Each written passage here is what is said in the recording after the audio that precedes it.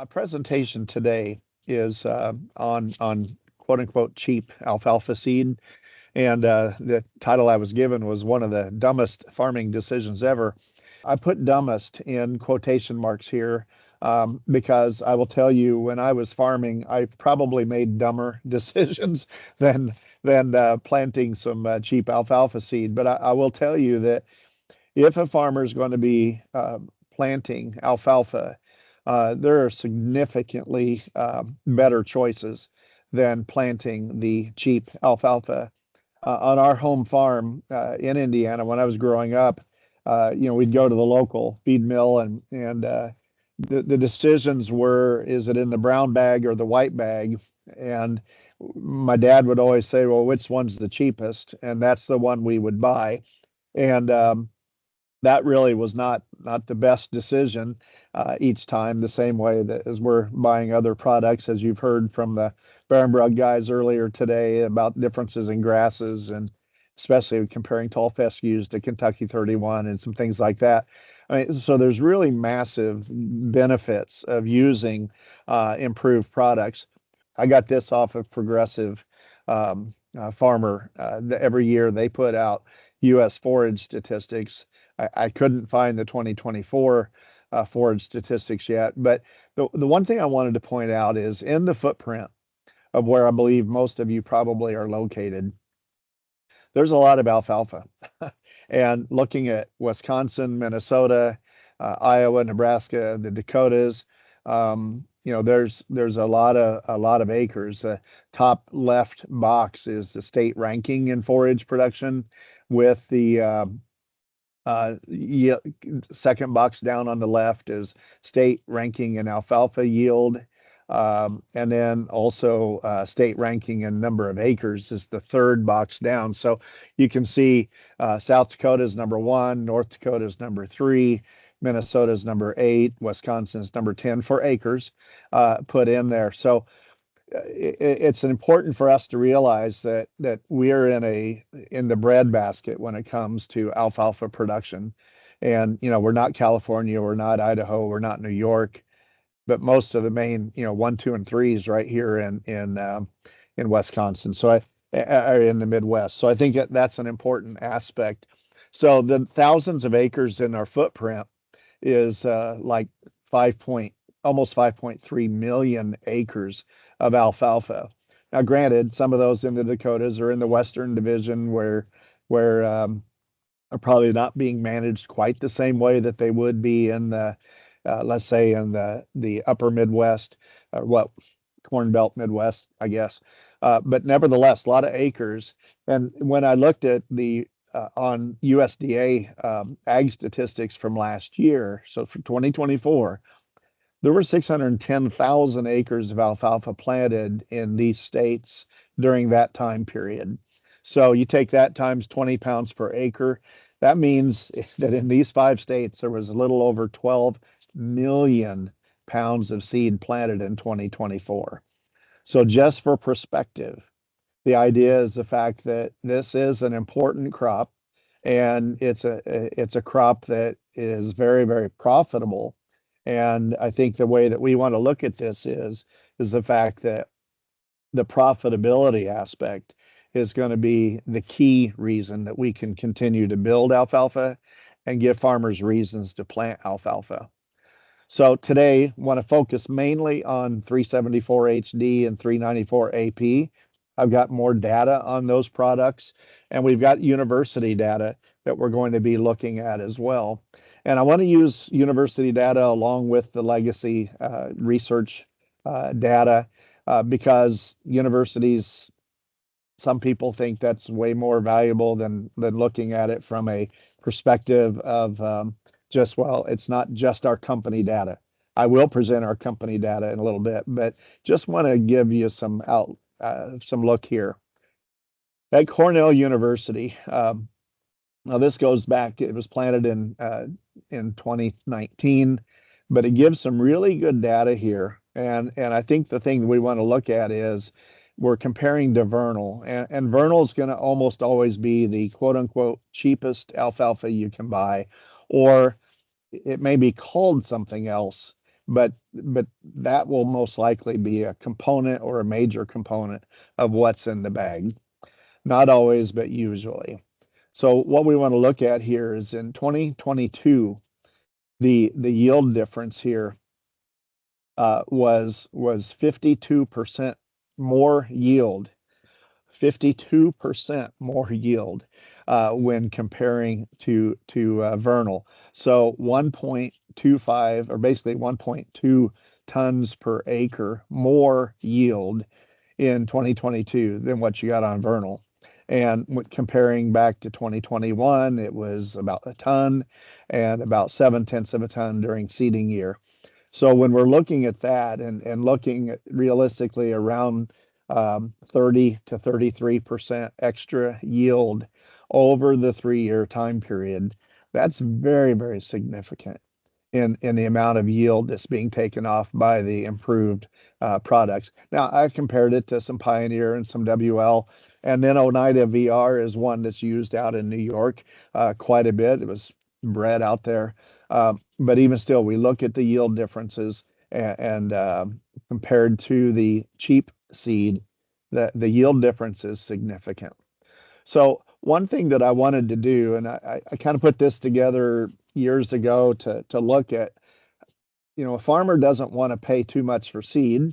At the same time, we wanted to make sure that it's valuable to do that. So I got some information from Matt here, just looking at general seed costs. These are estimated, but basically on a cost per pound basis, it's going to be a little over $3 a pound per acre. Again, I went at $20 an acre, 20 pounds per acre.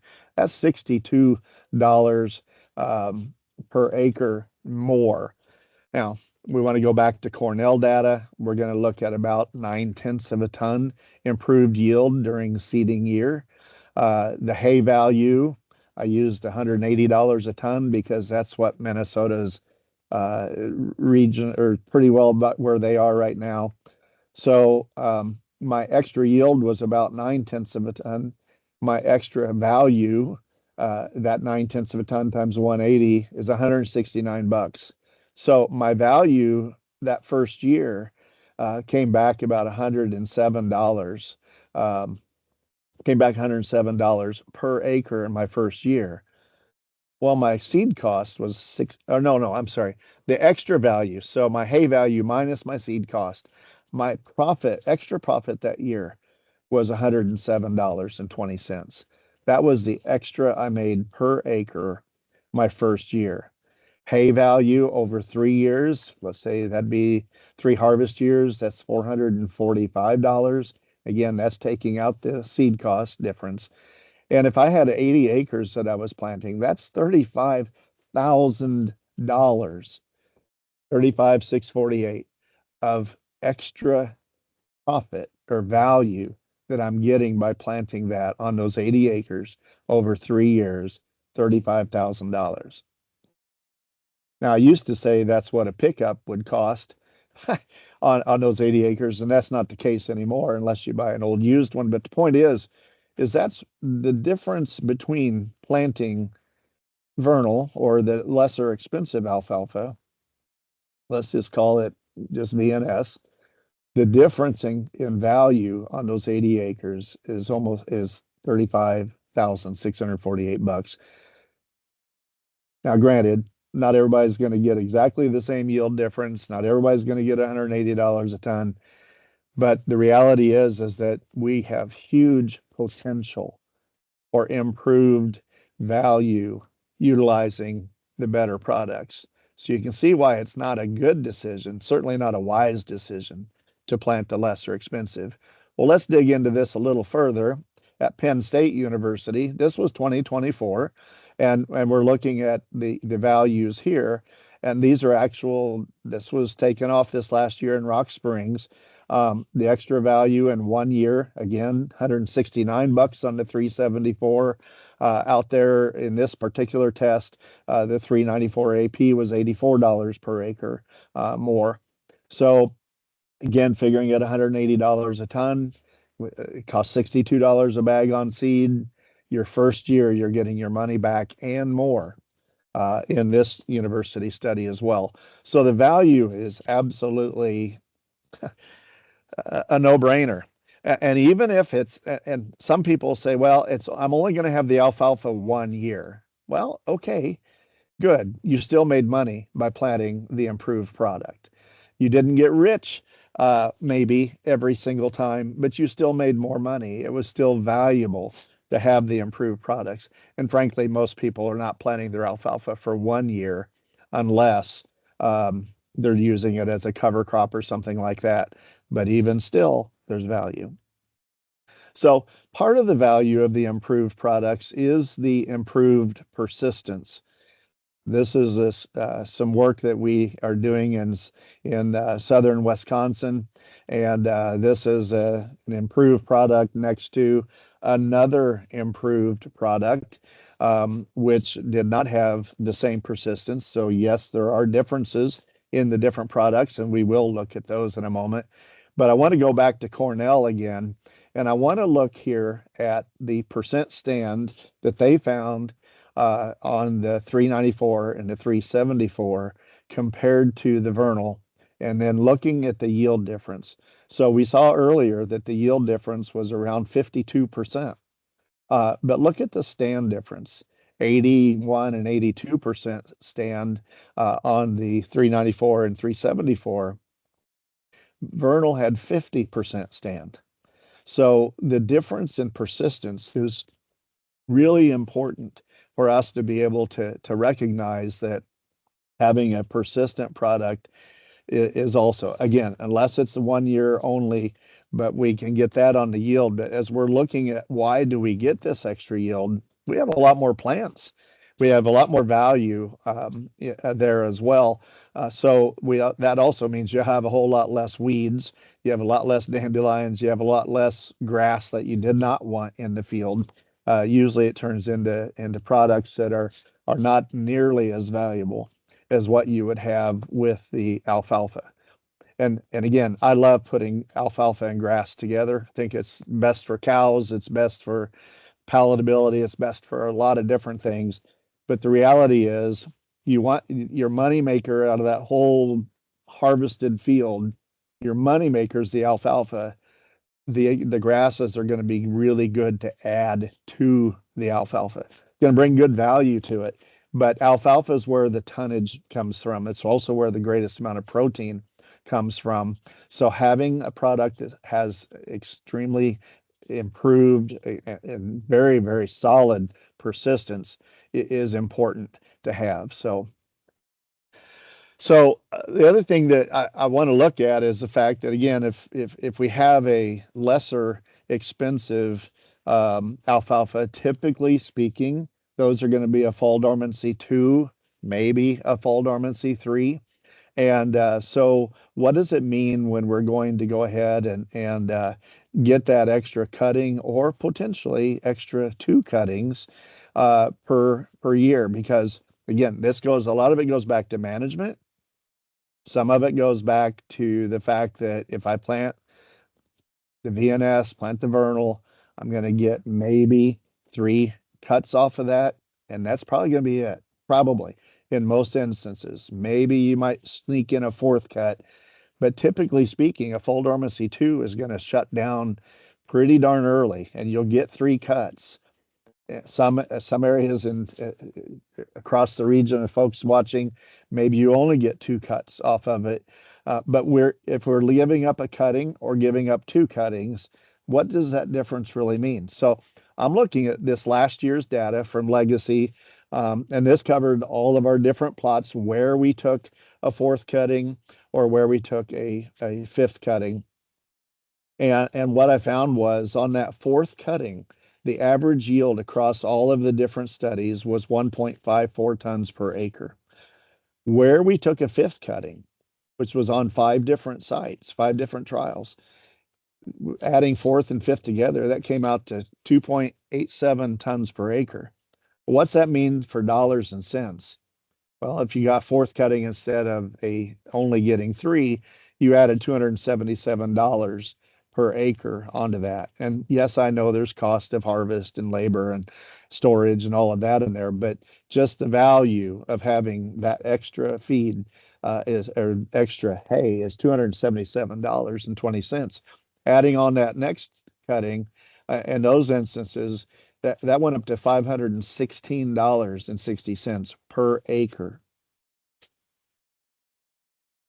Most farmers right now, I think, would be glad to make $516 on anything.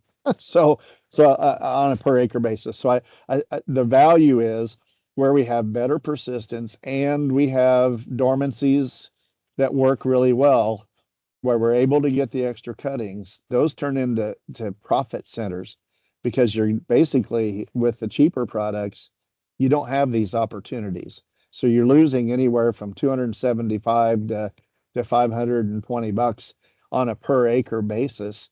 And again, that goes back to the fact that, yeah, we saved $62 per acre once. So, you take that out over time, that's $20 an acre. And right here, we're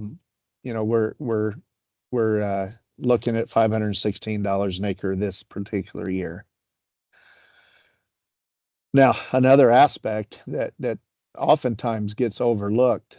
So right now, we know we have aspect of extra yield. Part of that is because we have better persistence. Part of that is because we have the right dormancies that we're using on these varieties. The other aspect where the persistence really helps us to pay off really well is the value of additional nitrogen produced. This is something that's oftentimes overlooked, especially when someone's looking at buying alfalfa seed. It's like, well, it's cheaper, so it's fine. Well, we see this, and this is some work that was done by University of Minnesota. I love this chart, and I'm so very thankful they did this work. Nitrogen credits from alfalfa stands of varying densities. Now, what I'm looking at here is virtually between a good stand, which is 4 plants per square foot, and a poor stand, which is 1.5 plants per square foot on the average. The difference there is 60 pounds of nitrogen. Whether you have 8+ inches or a little under 8, or whether you're on sandy soils, medium fine soils, whatever the point is 60 pounds per acre is the difference in how much nitrogen there is. So what's the value of that nitrogen? So we've got that 60 pounds of N. I did some checking online and found out that would be around $60 an acre. That would be valuable there. And looking at the cost of nitrogen and so forth, these are estimates, and it's what I found online that said this is how much that nitrogen would cost. But again, I want to go back. Let's say that what I found is accurate, which I'm pretty convinced it is. Even if there was no yield increase for the previous 3 years, the extra value of N basically makes up the difference of the seed cost. So that's $62 that cost me early. Now I'm getting $60 of nitrogen on a per acre basis. Now, that being said, want to also look at this. This is work, same test, same trial from University of Minnesota. Corn fertilizer rates anywhere from 0 to 160 pounds per acre.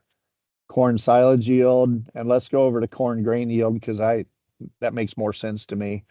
228 bushels per acre, where they added 0 nitrogen. Let's go down to 160 pounds per acre, and they got 1 bushel more by adding on 160 pounds of N. So I think it's really important that we understand here that having a better stand of alfalfa when you're going from alfalfa to corn, having a better stand means an awful lot. So it says, in no case did the nitrogen fertilizer increase yield of either corn silage or grain. The same results would be expected for sorghum, since it's about the same nitrogen requirement as corn. And this is, again, out of University of Minnesota. Another thing that I found interesting and this would impact some of you guys as well. So studies in Manitoba have shown that wheat planted into terminated alfalfa, the yield showed no benefit from nitrogen fertilizer for 2 or more years. And then wheat planted into alfalfa residue averaged an extra 1% higher protein in the grain when harvested. So when we're following an alfalfa crop, another thing to make sure or that's important is when we're utilizing the improved products or the proper improved products, we're really setting ourselves up for tremendous success for the corn crop that follows that alfalfa. And that is a huge deal.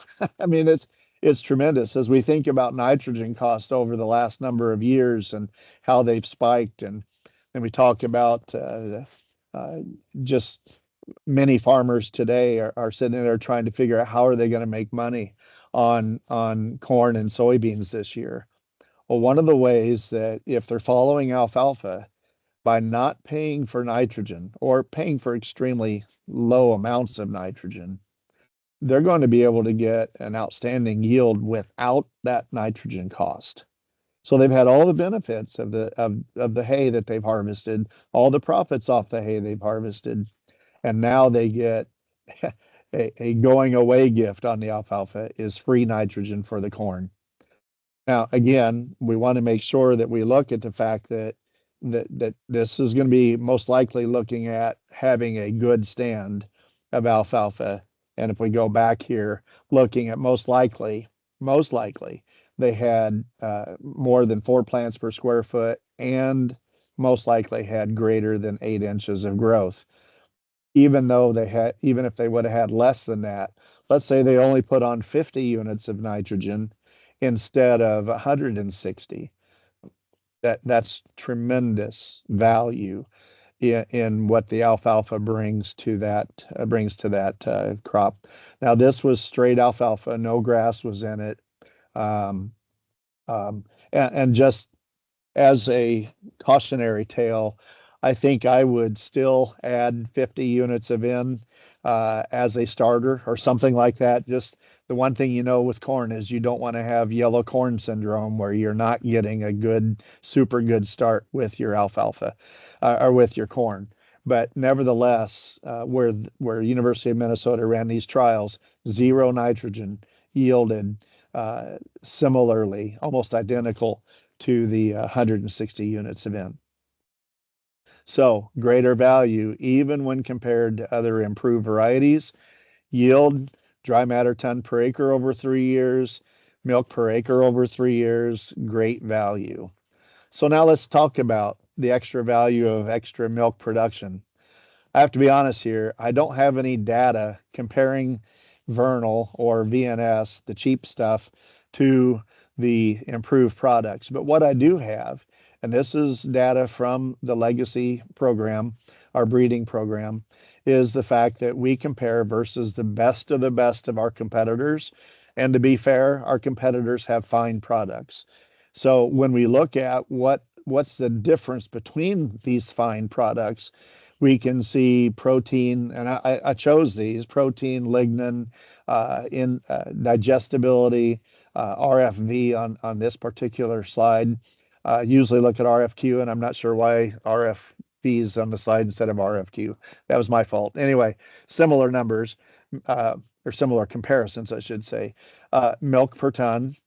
And then I went back and I used the 2020 year here of tons per acre. And then also then milk per acre, and then looking at compared to the full trial. So there were 24 varieties in this trial, and so I selected all of the competitors' products, and in the bottom, the mean was across the whole trial, included every single experimental and that was in there. So when we're looking at, again, fine products, but the reality is when we're looking at on the milk per acre side, we're looking at pretty significant difference, 6% higher than the full trial mean with the 374 HD. Now, you'll see on the milk per ton that there were a couple of products that had slightly higher level, up to 80 pounds per acre, 70 pounds per acre on the Megatron compared to the 374 HD. But then let's look at the tons per acre as well. And the key would be is to find the products that have excellent digestibility with excellent tonnage. I'm going to get excellent milk per ton. I'm going to have very good, very strong protein, and I want to have as much of my package put together. So milk per acre or milk per ton, I want to have my highest amount of tons, and then I'm going to get my highest milk per acre. So compared again to some good products, products that are all on the market or have been on the market, we have a nice advantage compared to these other products. So this was the first year of the trial. We'll look at some other data in just a moment. Here's another trial, similar. Many of the competitors are the same. And in this trial, when we look at the products, again, we've got a product there, the higher, much higher RFQ, or I don't know if it's significantly higher, but it's higher, a little bit higher on the NDFD 30. Protein was higher on the 374 HD. We go over to milk per ton.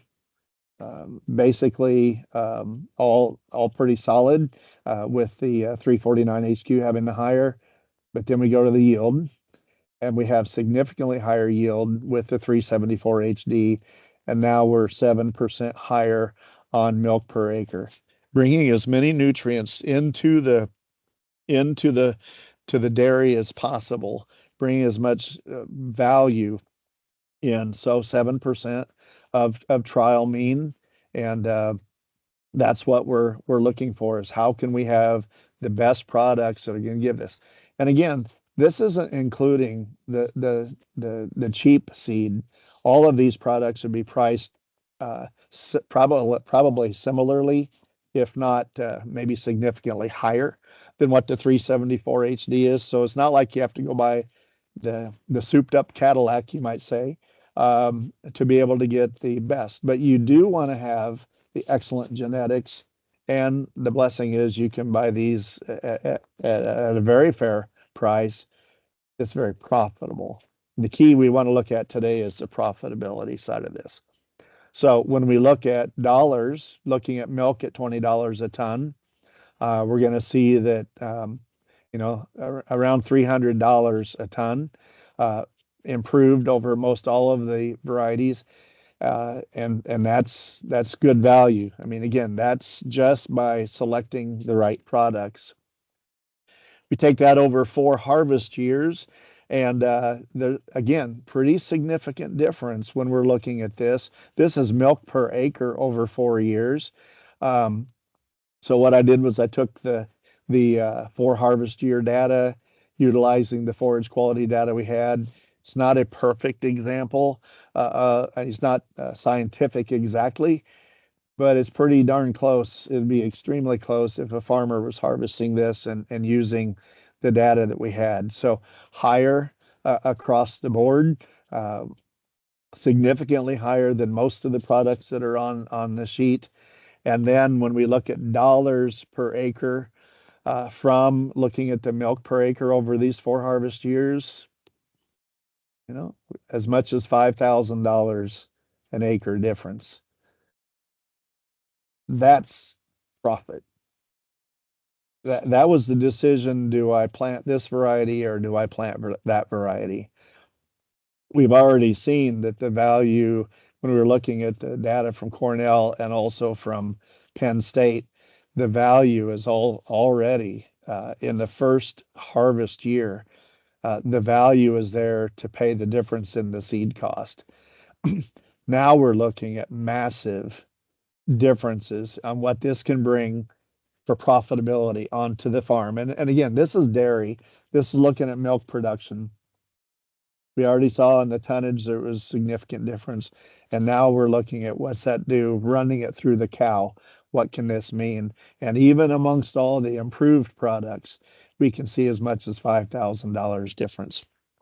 So very, very important when we're making our selections on the varieties of alfalfa that we're picking. Another thing that I've done over the years, because I love selling alfalfa and I love for farmers to be able to make a profit. So I want to look at comparing to corn and soybeans, the cost and the profits comparing to corn and beans.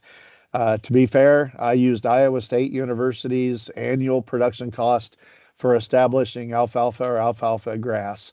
So my numbers came from looking at what Iowa State did. I've got the link there that you can type Iowa State crop cost estimates and find this online. But it has corn and soybeans, it has everything. And this has been a very valuable tool for a lot of farmers. And I've checked with my friends at church who are farmers, and the numbers are here in Indiana, and they're extremely similar to what they have found here. Also, I'm using hay and forage grower hay prices. This was January or 28th is when I had the last report from them. And again, I kind of split the middle between 90 and 295 and came up with $180 a ton for Minnesota for premium hay. So that's where we're going there. So I want to look at some different scenarios. And I'm doing this looking at my corn and soybean yields. I'm looking at last week's Albert Lee Elevator new crop prices. So, and I know many of you are not living near Albert Lee, Minnesota, but again, I wanted to have something that kind of fit uh, close to home for the group there, and you guys can put in your own numbers figuring this. But I wanted to go a low yield scenario. I'm going to go then a medium yield scenario and then a high yield. So because we have different levels of management. So on alfalfa, I figured 3.6 tons per acre. That's a little higher than the state average in Minnesota. But I'm also going to take into account that that is a lot of 1 year, maybe harvesting before potato crop or something in that order, or just really not good management is a real deal too. Or they're planting not very good alfalfa varieties, products. That's also a possibility. But I went with 3.6 tons on the low yield side on alfalfa. Corn, I went 150. Soybeans, I went 40. Trying to be as fair as possible here across the board. Looking at input cost, again, using Iowa State estimates. If I'm only getting 3.6 ton per acre on my alfalfa, I'm going to lose $154 an acre. Now, that's not very good. On corn, I'm going to lose 333 bucks, and on soybeans, I'm going to lose 326. None of this is a good situation for a farmer, and most farmers would sit there and go, "I haven't had 150 bushel corn since," and they'll tell you the year we had the bad drought in 2012, or they'll tell you about what happened back in the 1980s. Or maybe because of flooding last year, maybe that was the yield, but that's not what they would typically get. Soybeans, that's not what they would typically get. On alfalfa, unfortunately, for some of the farmers, that is what they typically get. So our goal is, how do we get them at least to the medium yield scenario? And I've upped the corn, alfalfa at 5 ton per acre, corn I bumped that up to 182, soybeans to 50. And oh, by the way, in 2023, that was the Freeborn County average in Minnesota, were those yields. And I got that data off of USDA sites as well. So now we're looking at 5 ton of alfalfa. Now I'm into the profit zone of making $98 per acre. Now, the chance of the cheap seed making 5 ton per acre is very slim. We just don't have the amount of cuts that we can get, and we just don't have the firepower that would get us that. So, but we're in the profit zone on corn at 182 bucks, $4.25, losing almost $200 per acre. On soybeans at 50 bushel an acre, losing $227 an acre. Those are not good, and they're not really sustainable either. So now let's go to the high yield scenario, because a lot of farmers are sitting there going, yeah, but I haven't had yields that low for a long time. high yield scenario, I'm using now 9 ton per acre on the alfalfa. And I will tell you, there are a lot of farmers across the Midwest making 9 ton or more per acre. The average at our research farms last year was close to 9 ton per acre. Some of our trials averaged more than that. Some varieties yielded over 10 ton per acre last year, and the year before was close to that as well. So we have some outstanding opportunities if we manage well that we can get that 9 ton per acre. Again, use $180 a ton. My input cost, okay, I used flat across all the way. Maybe it would be a little more than this, but this matches more closely to what Iowa State said. My net profit per acre now all of a sudden is $818 an acre. Now my corn, I bumped up to 250, and I know there's farmers that make 250 a bushel an acre. That bumps me up into the profit zone of $91 an acre. Soybeans at 75 bushel an acre. I'm now into the profit zone of $20.75. You can see there's a significant value in alfalfa compared to the other crops. And again, I understand that you don't just take it to the local elevator and get a check 3 days later. There's more that goes into alfalfa than goes into the corn and soybeans. You're harvesting 4 or 5 times a year versus once. You're potentially spraying maybe a little bit more than what you would on your corn and soybeans. There's more work that goes into it. There's risk that goes into it because you might get a hailstorm right before you harvest. I'm really glad we never get hailstorms before corn and soybeans are harvested, but on alfalfa we do. So, as you know, there's risk on on all three of these crops. There's just a little higher risk on the alfalfa because you're trying to get premium quality hay, and sometimes you don't get that. But sometimes you also don't get premium quality corn silage, and sometimes your soybeans are on the ground because of the hailstorm. So there is risk across the board. But the high yield scenario, so if we can sell the improved genetics that give the greatest opportunity to get to this point of 9 tons per acre compared to much less than that. And when I'm looking back at a 52% yield difference out at Cornell, now we're talking 4.5 tons per acre or 4+ tons per acre compared to 9 ton per acre. And as we already saw here, the difference here is significance, losing 154 to barely breaking even to now all of a sudden being very profitable. Now, a lot of farmers are going to be between 9 and 5, but they're in the profit zone. And that's the key thing here is wanting to make sure that we stay in that profit zone and as much as possible, make as much margin as possible. So my conclusions, alfalfa can be a most, and I put most in parentheses, maybe I should have put the most profitable crop. Improved varieties are almost always more profitable. And I put almost there because every once in a while you have an improved variety that's just not as improved. But if we're looking at the products with the 374 and the HD and the 394 AP, we can say they are going to be more profitable than the cheaper varieties. So choose those better varieties. The other thing is the improved varieties are more profitable than cheap products because of increased yield, increased persistence, and then also increased milk production per acre. So, in conclusion, make the smart choice. Don't make the dumb choice. Make the smart choice and plant the right products, and the profit is definitely available if we're able to do that. So. And I think got a little bit of time for questions here. I understand I'm between you and lunch, so got just a little bit here. So